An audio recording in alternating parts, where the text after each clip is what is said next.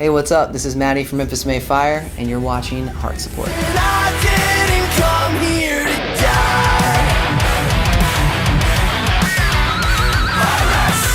Yeah, so we have a brand new single called Virus, and it's a one-off. It's not part of a record. It's just a single on its own. We went into the studio just a few months ago and recorded it, and the song is about eliminating and overcoming anything that's negative in your life. You know, for some people it's an addiction. For some people it's an unhealthy relationship or an abusive relationship. For some people it might even be self-harm, you know. But to view it as a virus, right? And to, you know, take the necessary steps to eliminate it, to overcome it. You know, we just see so many people that are struggling, and we really want this song to be kind of an anthem for anyone who's going through that season and wanting to get away from the negativity in their life. Everything changed for me, you know, between a few years ago and now. You know, like I said, I was wanting to do anything and everything to get better, to get to a point where I felt like myself again. I lived so many years not struggling with anxiety and panic that when it all started happening, I realized if I didn't used to have to live with this, I don't need to live with this. You know, like, it's not something that's going to stick with me forever and I'm going to fight it. You know, I tried medication for a year and I went through therapy, and I like studied anxiety and depression to really know it like it, you know, like a neighbor that was living with me, you know what I mean? Like, or like a bully, you know, like to really understand it in a way that I didn't have to be afraid of it anymore.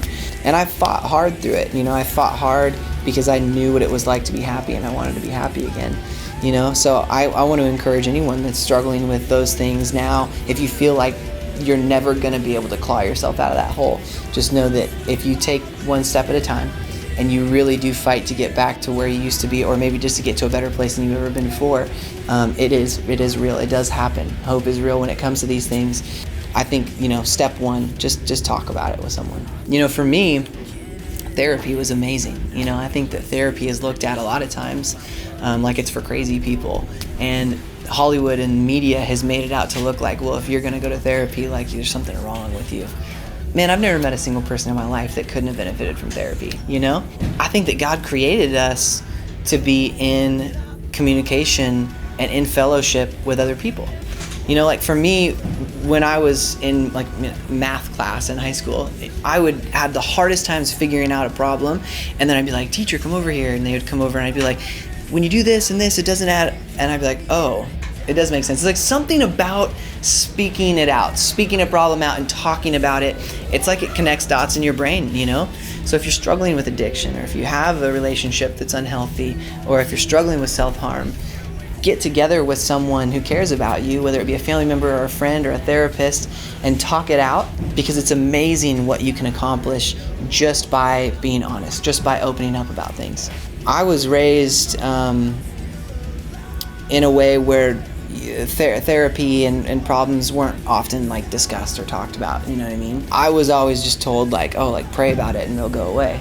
It's simply not true, you know. Like I did faith-based therapy at the Refuge Center for Counseling in Franklin, Tennessee, and they're amazing. But I know that God was so present in the room while I was doing that therapy. He walked through those situations with me. But what really gave me the courage to go and dive into it was that I felt like I didn't have any other choice. I'd gotten to a point with anxiety and depression where all I wanted was just to get back to feeling normal, or to get back to being better. I was willing to do anything that it took to get to that point, you know, whether it be medication or therapy or whatever. And I tried everything, but I think where God showed up the most was in therapy, when I was working through things and realizing things and understanding things in a whole new way for the first time. I guess you go into it not really knowing what to expect, because it's a foreign thing to sit in a room with a stranger and talk about your problems or whatever. But there's something so special about being to lay it all out there to someone that you don't know. You know, I think it really is like, it's a very kind of strange idea, but it's an amazing thing. So for me, my therapist, his name was Noah, and he was awesome, you know, just a gentle soul.